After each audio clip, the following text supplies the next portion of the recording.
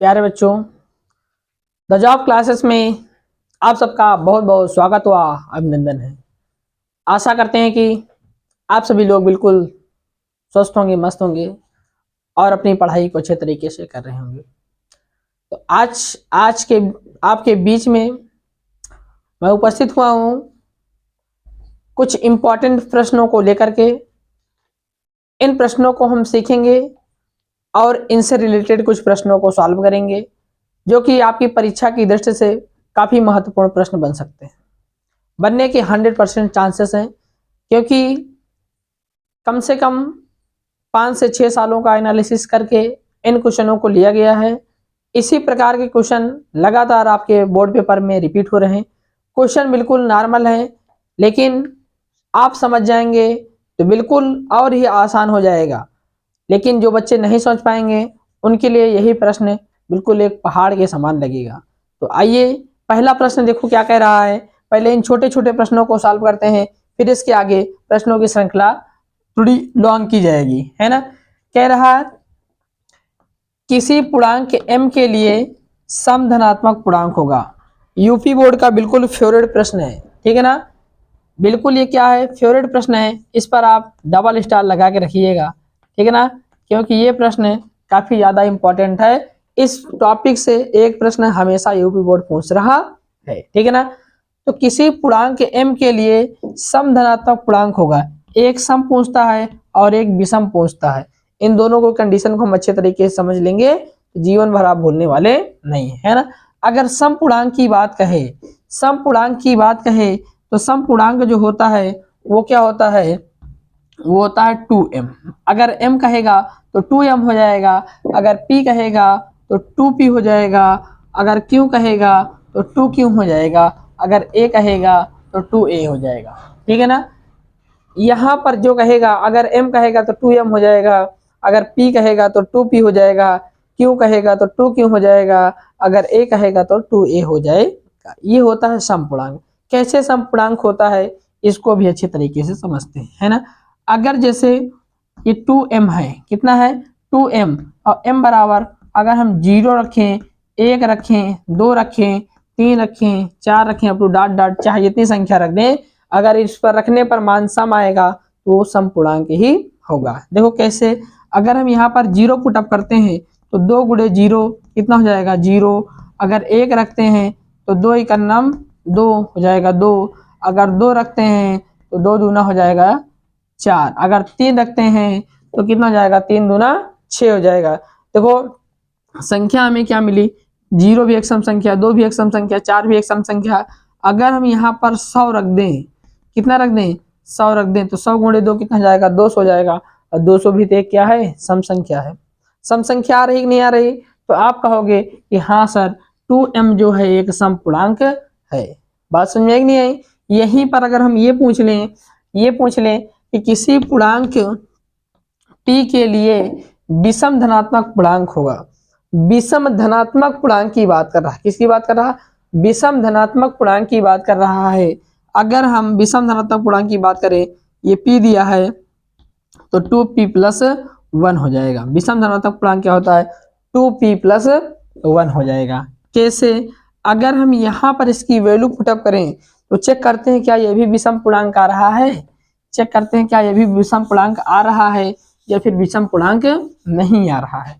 तो देखो कैसे, ये क्या है आपके पास है 2p है 2p प्लस 1। तो 2 गुणे p का मान कितना रखेंगे, फिर से वही क्या 0 1 2 3 4। पूर्णांक का मतलब ये होता है 0 से संख्या शुरू होती है पूर्णांक होती है। प्राकृतिक संख्या कहेगा तो 1 से शुरू करेंगे, किससे शुरू करेंगे 1 से शुरू करेंगे, है ना। अगर हम यहाँ पर 0 पुटअप करते हैं तो 2 गुणे 0 प्लस 1, 2 शून्य हम शून्य और 1 जोड़ेंगे क्या हो जाएगा 1 ही हो जाएगा। अगर हम यहाँ पर 1 रखें तो 2 गुणे 1 प्लस का 1, तो 2 का नाम 2 कितना हो जाएगा 3 हो जाएगा।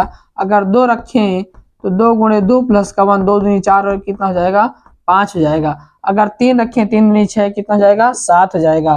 तो आप क्या देख पा रहे हैं, 1 आया 3 आया और 5 आया, और ये तीनों क्या है विषम पूर्णांक है। अगर हम यहाँ पर 100 रख दें तो 100 गुणे 2 200 प्लस 1 जोड़ देंगे 201 हो जाएगा। तो 201 क्या होते हैं सम पूर्णांक, क्या होता है सम होता कि नहीं होता, सॉरी विषम, क्या होता है, विषम होता है। विषम पूर्णांक की बात कर रहा तो ये क्या हो जाएगा, विषम हो जाएगा। बात क्लियर है कि नहीं। तो वो सम संख्याएं क्या होती हैं, जिनके अंत में 0 आए, 2 आए, 4 आए, 6 आए, 8 आए, जिनके अंत में ये संख्याएं आ जाती है, अर्थात जो संख्या 2 से कट जाती है वही क्या होती है, सम संख्या होती है। बाकी जो बची संख्या होती है विषम संख्या होती है। अगर 0, 2, 4, 6, 8 याद कर लेंगे तो ये क्या होती है, ये हो जाती है इवन नंबर अर्थात सम संख्या। अगर 1, 2, 3, 1, 3, 5, 7, 9 आ जाए, ठीक है ना, लास्ट में, तो ये क्या हो जाती हैं, ये हो जाती हैं ऑड नंबर, अर्थात इन्हें विषम संख्या की संज्ञा देते हैं। बात समझ में नहीं है, तो ये हो जाता है। अब नेक्स्ट प्रश्न की बात करते हैं, इन प्रश्नों को मिटा दे रहे हैं एक बार, है ना। तो सम पूर्णांक और विषम पूर्णांक, इससे कोई भी प्रश्न आ जाए तो उम्मीद करते हैं कि आप इसको छोड़ोगे नहीं। इन प्रश्नों को आप क्या करोगे, एकदम से सॉल्व कर सकते हो। इन प्रश्नों को आप बिल्कुल आसानी तरीके से क्या सॉल्व कर सकते हो। अगर नेक्स्ट प्रश्न की बात करें तो नेक्स्ट प्रश्न देखो क्या कह रहा है कि दो क्रमागत धनात्मक पूर्णांक, दो क्रमागत धनात्मक पूर्णांक, दो क्रमागत धनात्मक पूर्णांक ज्ञात कीजिए। दो क्रमागत धनात्मक पूर्णांक ज्ञात करना है और क्या कह रहा कंडीशन, जिनके वर्गों का योग 365 है। जिनके वर्गों का योग कितना है, 365 है ना। तो देखो दो क्रमागत धनात्मक पूर्णांक मान लेते हैं, माना दो क्रमागत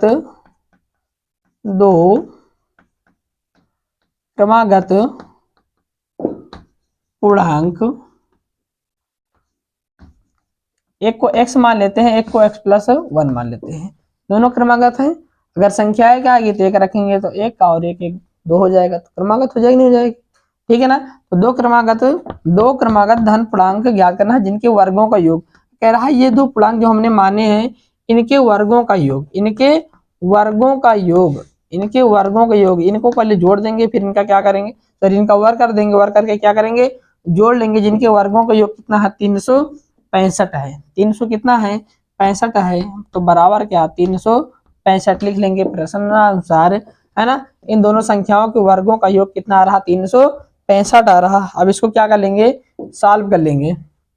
देखो क्या हो जाएगा, तो ये आपके पास x² रखा रहने देंगे। अब इसको a मान लेते हैं, इसको b मान लेते हैं, तो a+b का होल स्क्वायर फार्मूला रिप्रेजेंट कर रहा है। तो यहाँ सिंपल सा फार्मूला लिख कर a+b का फार्मूला क्या होता है, a+b का होल स्क्वायर बराबर ये होता है a² प्लस का b² प्लस कितना 2ab, ये a+b का होल स्क्वायर का फार्मूला होता है। तो ये a का मान x है तो x², b का मान 1 है तो 1 का स्क्वायर और प्लस कितना 2 इंटू x इंटू 1 करेंगे तो 2x ही हो जाएगा, बराबर कितना 365, है ना। अब इसको सॉल्व कर लेते हैं, x² प्लस x² कितना हो जाएगा, तो अब बताओगे सर 2x² हो जाएगा। एक का स्क्वायर एक ही होगा, इसको पहले यहाँ लिख ले रहे हैं, है ना। तो 2x प्लस कितना 1, 365 प्लस में इधर आए किस में जाएगा, माइनस में जाएगा, तो ये हो जाएगा 365, है ना, बराबर कितना 0। अब इसको क्या करते हैं, सॉल्व कर लेते हैं आगे, जाएगा 2x² प्लस का 2x, 65 में से घटाएंगे क्या बचेगा, 300 हो जाएगा, 64 हो जाएगा, लेकिन चिन्ह माइनस लगाएंगे, 365 बड़ा है, बराबर कितना 0। अगर हम यहाँ ध्यान से देखें तो 2 इसमें भी, 2 इसमें भी, 2 इसमें भी है, कॉमन मिल सकता है। तो 2 क्या कर लेते हैं, कॉमन ले लेते हैं, तो जाएगा x² प्लस कितना 2 निकल जाएगा, कितना x बचेगा, और यहाँ से 2 निकालेंगे तो जाएगा 2 से भाग करो, 2 त्याई 2 करना 2, 2 8 16 और 2 दूना 4, ये हो गया 182। हुआ कि नहीं हुआ, बराबर कितना 0। अब 2 को गुणे में इधर जाएगा, भाग में जाएगा तो 0 ही हो जाएगा, अर्थात ये बनेगा क्या आपका, ये बना x² प्लस x और माइनस का 182।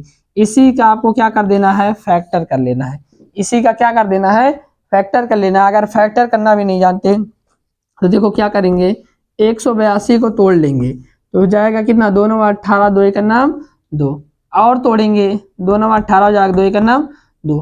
अब किससे कट सकता है, अगर हम 7 से काटे तो 7 1 नाम कितना, 3 से कटे, 3 से नहीं कटेगा, 3 3 1 बच जाएगा, है ना। विषम संख्या है, 7 से काटो तो 7 1 नाम 7, 2 बचे 21 हो गया, 7 3 21 और 13 1 नाम क्या हो गया 13। अगर हम इन दोनों गुणा कर ले, 7 दूना कितना 14 और 13, 14 में से 13 घटाएंगे कितना बचेगा, 1 बचेगा। देखो यहाँ पर जोड़ने या घटाने पर 1 आना चाहिए वह संख्या, और गुणा करने पर 182 आना चाहिए। बात समझ में नहीं आई? तो यहाँ पर हमने देखा क्या, 7 दूना 14, यानी जोड़ 7 दूना 14, 14 और 13 दोनों गुणा करेंगे, 14 गुणे 13 तो कितना हो जाएगा, 182 हो जाएगा। गुणा करके आप चेक कर सकते हैं ना। तो यहाँ पर लिखेंगे क्या, एक्स स्क्वायर प्लस का कितना 14x माइनस का 13x, है ना। 14 में से 13 घटाएंगे तो 1 ही बचेगा, और 14 गुणे 13 करेंगे कितना हो जाएगा, 182 हो जाएगा। अर्थात इसको लिख सकते हैं 14 गुणे 13। ये चीज लिख दिया हमने। बात समझ में आई?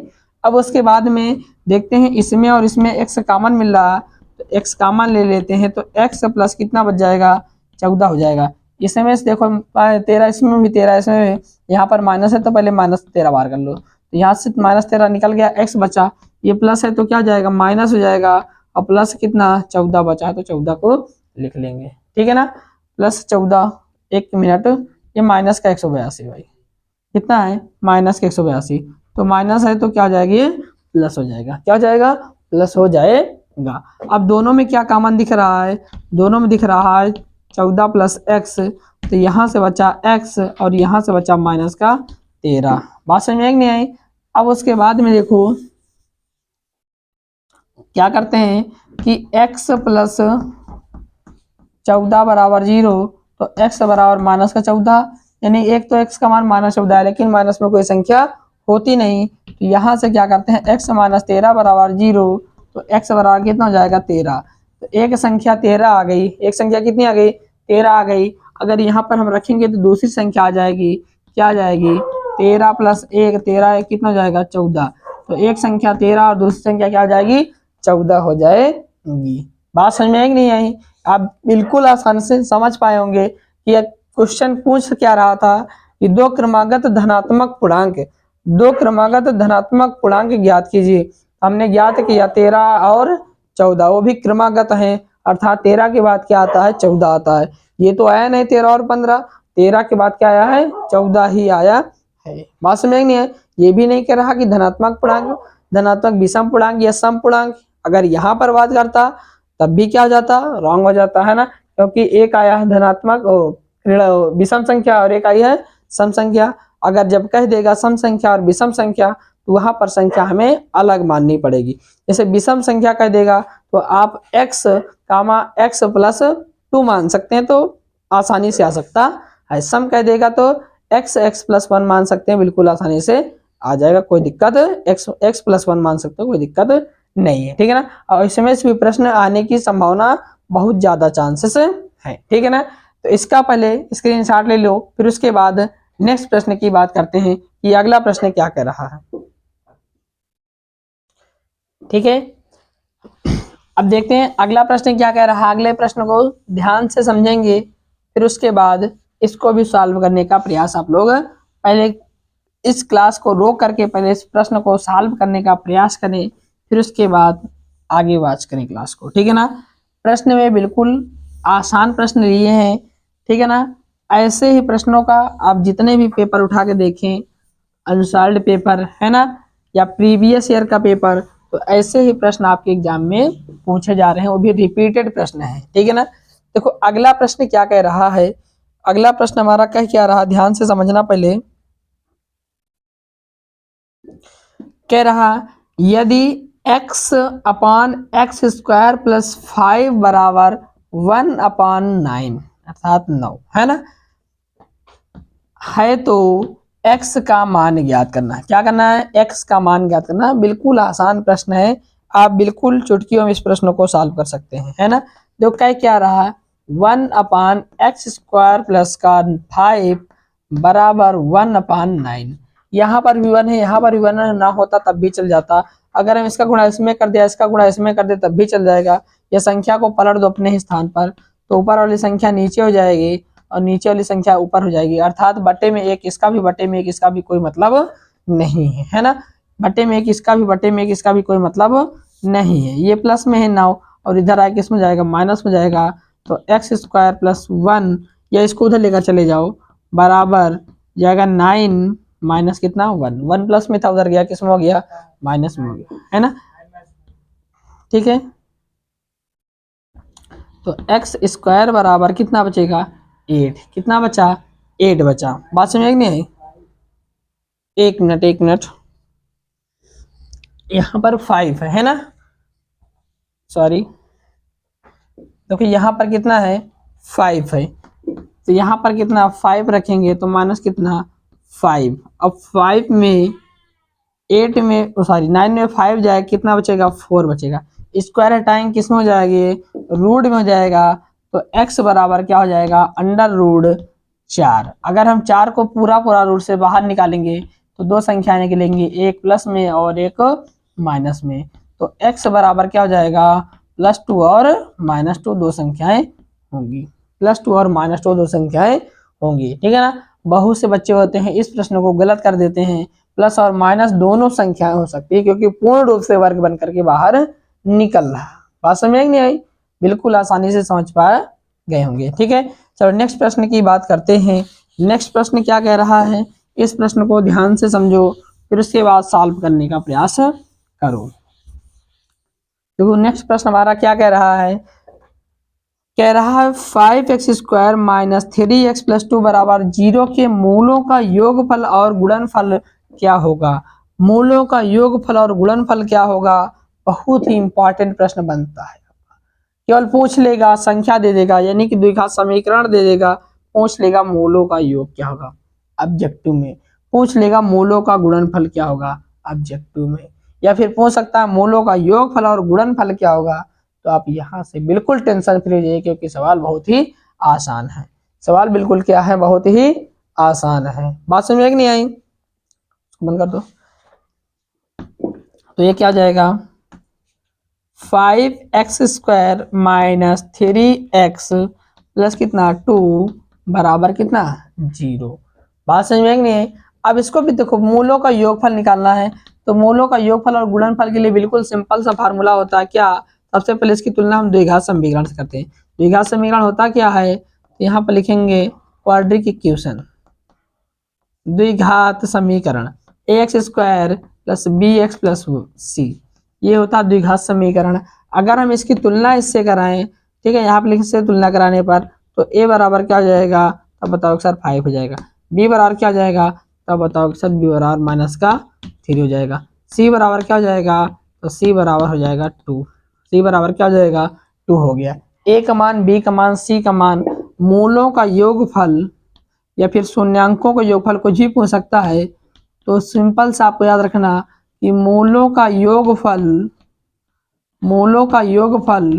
अल्फा प्लस बीटा बराबर होता है माइनस का b/a। अल्फा प्लस बीटा बराबर होता है माइनस का b/a। तो बराबर -3, तो रख दिए -3 और माइनस पहले से लगा है, तो माइनस अपॉन क्या a का मान कितना है 5 है, तो a का मान क्या करते हैं 5, तो माइनस माइनस का जाएगा प्लस, तो हो क्या जाएगा 3/5। तो मूलों का योगफल क्या आया 3/5, कितना आया 3/5 आया। अब यहीं पर मूलों का गुणनफल निकाल लेते हैं कि मूलों का गुणनफल, तो मूलों का गुणनफल क्या होता है अल्फा इंटू बीटा बराबर c/a। c का मान देख रहे हो, c का मान 2 है, a का मान कितना है 5 है, तो हो क्या जाएगा, हो जाएगा 2/5। तो मूलों का गुणनफल क्या आया 2/5 आया, तो मूलों का योगफल क्या आया 3/5 आया। अगर यहीं पर आपसे ये पूछ ले कि मूलों का योगफल दे दिया, मूलों का गुणनफल दे दिया, अब पूछ लेगा कि द्विघात समीकरण क्या होगा, पूछ लेगा द्विघात समीकरण क्या होगा, तो द्विघात समीकरण का सिंपल सा फार्मूला होता है, द्विघात समीकरण, देखो द्विघात समीकरण सिंपल सा फार्मूला होता है द्विघात समीकरण। तो द्विघात समीकरण का जो फार्मूला होता है एक्स स्क्वायर माइनस का alpha plus beta into x और प्लस अल्फा इंटू बीटा। ये द्विघात समीकरण का क्या होता है फार्मूला होता है। जब मूलों का योगफल दे दे और मूलों का गुणनफल दे दे, तो मूलों का योगफल और मूलों का गुणनफल का मान निकाल करके रख करके हम क्या करेंगे द्विघात समीकरण निकाल सकते हैं। या फिर मूल दे देगा या फिर शून्यक दे देगा, 2 शून्यक या फिर 2 मूल दे देगा, पूछ लेगा द्विघात समीकरण क्या होगा, तो अल्फा प्लस बीटा निकालेंगे, अल्फा इंटू बीटा निकाल के यहीं पर मान रख देंगे, तो द्विघात समीकरण आप आसानी से बना पाएंगे। ठीक है ना। उम्मीद करते हैं ये भी प्रश्न आपको अच्छे तरीके से समझ में आ गया होगा। चलो नेक्स्ट प्रश्न देखते हैं। नेक्स्ट प्रश्न देखो क्या कह रहा है, कह रहा यदि दो समरूप त्रिभुज की भुजाओं का अनुपात, यदि दो समरूप त्रिभुज, तो क्वेश्चन ध्यान समझो, कह रहा यदि दो समरूप, यहीं पर क्वेश्चन को पकड़ लो, कह रहा समरूप त्रिभुज की भुजाओं का अनुपात 2/3 है। अब त्रिभुज क्या है, समरूप है, इनकी भुजाओं का अनुपात दे दिया है 2/3। अब कह रहा है इनके क्षेत्रफलों का अनुपात क्या होगा, तो आपको बिल्कुल अगर ऑब्जेक्टिव में दिया हो तो आंख बंद करके अगर भुजा का मान दिया हो, किसका मान दिया हो, भुजा का मान दिया हो, क्षेत्रफल पूछे, भुजा का मान दिया हो, क्षेत्रफल पूछे, तो बिना कुछ सोचे समझे कंडीशन समरूप की दी रहे तो तुरंत भुजा का वर्ग कर देना है। इसका आंसर तुरंत चुटकियों में आ जाएगा। 2 दूनी 4 3 त्रिक करना हो। ठीक है ना। जब दो त्रिभुज समरूप कहे, अब भुजाओं का अनुपात दे दे। क्वेश्चन ध्यान से समझना, जब त्रिभुज समरूप रहें और भुजाओं का अनुपात दे दे और क्षेत्रफलों का अनुपात पूछ ले तो तुरंत इनका वर्ग कर देना है, वही आपका क्या हो जाएगा, परफेक्ट आंसर हो जाएगा। यहाँ पर सॉल्व करने की कोई आवश्यकता नहीं पड़ेगी। ये कब नहीं पड़ेगी, जब क्वेश्चन ऑब्जेक्टिव में दिया रहे। अगर यहीं पर भुजाओं का अनुपात पूछ ले और क्षेत्रफलों का अनुपात जैसे दे दिया है 9/60 क्षेत्रफलों का अनुपात दे दिया है, कह देगा कि भुजाओं का अनुपात क्या होगा, क्षेत्रफलों का अनुपात दे दे, अब भुजाओं का अनुपात पूछ ले, तुरंत इसका स्क्वायर रूट निकाल लेना। 9 का स्क्वायर रूट 3 हो जाएगा और 16 का कितना हो जाएगा, 4 हो जाएगा। कितना हो जाएगा, 3:4 हो जाएगा। ठीक है ना।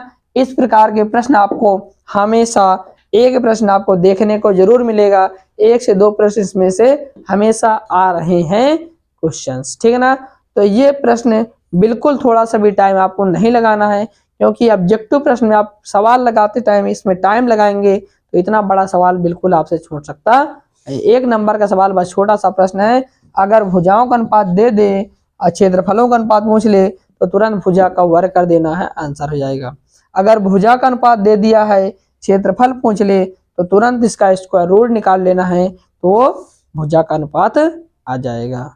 बिल्कुल बात आपको समझ में आ गई होगी, एकदम आसानी से ये बात बिल्कुल समझ में आ गई होगी। तो अगला प्रश्न क्या कह रहा है, अगला प्रश्न क्या कह रहा है, अगला प्रश्न कह रहा है क्या बिंदु 2,3 -2,3 और 3,5 एक त्रिभुज बनाते हैं। हाँ बनाते हैं, तो बताओ ये किस प्रकार का त्रिभुज है। तो इस त्रिभुज को चेक करने के लिए आपने क्या ज्योमेट्री पढ़ी होगी, निर्देशांक ज्यामिति पढ़ा होगा। हम एक को ए मानते हैं, 3,2, चलो इसको ऊपर ही देखते हैं। एक को ए मानते हैं, एक को बी मानते हैं, एक को सी मानते हैं। ए बी सी 3 बिंदु दिया है, तो तीनों बिंदु को हमने क्या कर लेना है, मान लेना है। तीनों बिंदु को क्या कर लेना है, अच्छे तरीके से मान लेना है ना। यानी कि ए का मान दे दिया है, तो ए का मान क्या 3,2, बी का मान दिया है, बी का मान -2,3 और सी का मान दिया है, सी का मान दिया है 2,3। तो देखो यहाँ से करना क्या होता है, यहाँ से ए बी का मान निकाल लो, बी सी का मान निकाल लो और ए सी का मान निकाल लो। ए बी के बीच की दूरी, बी सी के बीच की दूरी और ए सी के बीच की दूरी आपको निकाल लेना है। अगर इन तीनों की दूरी बराबर आ जाए तो हम कहेंगे कि समरूप क्या है, समरूप क्या है, त्रिभुज क्या है, त्रिभुज हमारा क्या है, समबाहु त्रिभुज है। सम मतलब बराबर, बाहु मतलब भुजा। जिसकी सभी भुजाएं बराबर आ जाएं, इसकी सभी भुजाएं क्या आ जाएं, बराबर आ जाएं, उसे कहेंगे समबाहु त्रिभुज है।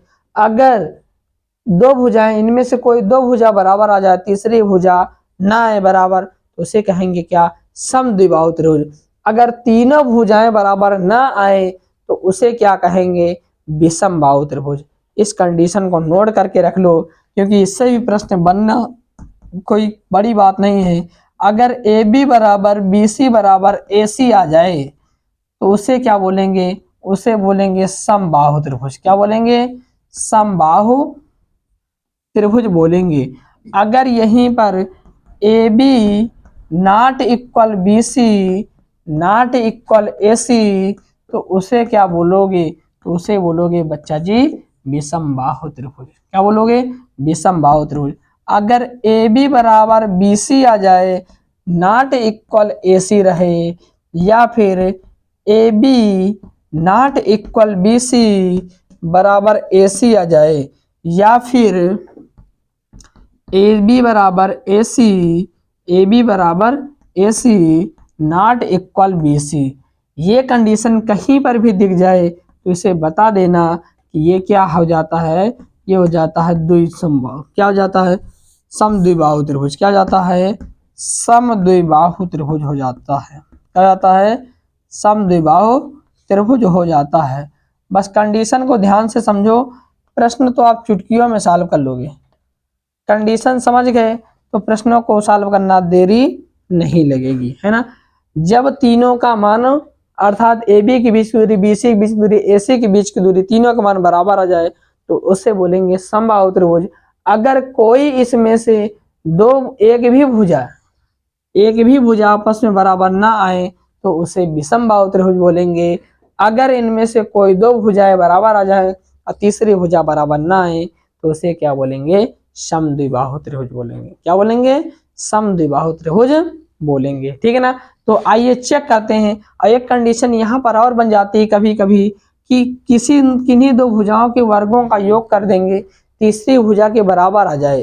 किन्हीं दो भुजाओं के वर्गों का योग कर देंगे, तीसरी भुजा के बराबर आ जाए तो उसे हम बोलेंगे, उसे क्या बोलेंगे, समकोण त्रिभुज। क्या बोलेंगे, समकोण त्रिभुज बोलेंगे। इन कंडीशन को लगाने के बाद अगर किन्हीं दो भुजाओं का वर्ग करके जोड़ दें, वो तीसरी भुजा के वर्ग के बराबर आ जाएगा तो उसे समकोण त्रिभुज बोलेंगे। इससे बहुत प्रश्न बनते हैं। ठीक है ना। चेक करते हैं ये क्या नियम फॉलो कर रहा है। अगर हम ए बी का मान निकालें, किसका मान निकालें, ए बी का मान निकालें, तो ए बी बराबर, देखो ए हमारे पास ये है, बी हमारे पास ये है, तो देखो सिंपल सा फार्मूला होता है, दो बिंदुओं के बीच की दूरी का फार्मूला देखो यहाँ पे लिख दे रहे हैं।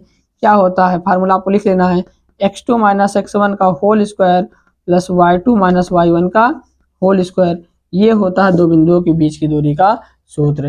तो देखो यहाँ पर क्या होता है, x2 माइनस x1, ये हमारे पास x1, ये हमारे पास y1, ये हमारे पास x2 और ये हमारे पास y2। कब होगा, जब a और b निकालेंगे तो इसका दूसरा, इसका पहला घटा देंगे, -2 माइनस का 3 का होल स्क्वायर, फिर उसके बाद इसका दूसरा और इसके दूसरे से क्या कर देंगे, घटा देंगे, अर्थात बी और सी के पहले से दूसरे क्या कर देना है, घटा देना है। बाकी अगर चिन्ह दिया तो चिन्ह को भी ले लेना है ना। अब इसको सॉल्व करेंगे, ए भी माइनस जुड़ जाएगा, ए भी माइनस जुड़ जाएगा, लेकिन चिन्ह माइनस करेंगे, स्क्वायर करेंगे, फिर प्लस हो जाएगा।